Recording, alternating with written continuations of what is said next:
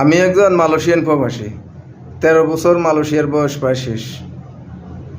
Malaysia এসে কি করলাম জীবনে কিছুই বুঝতে পারতেছি না। গরিব হয়েছি আগের থেকে নাকি বড় লোক হয়েছি এটাও চিন্তা আসে না, এটাও চিন্তা করতে পারি না। এমন পরিস্থিতি মালয়েশিয়ায় কাজ করে, মালয়েশিয়ায় ইনকাম করে, মালয়েশিয়া থেকে দেশে টাকা পাঠানো খুবই টাফ হয়ে যায়। মালয়েশিয়ার সরকারের এমন আইন, মালয়েশিয়ান সরকারের ফালতু সব আইন, মানুষের রানিং ভিসা মালয়েশিয়া সরকারের ব্যান করে দেয়।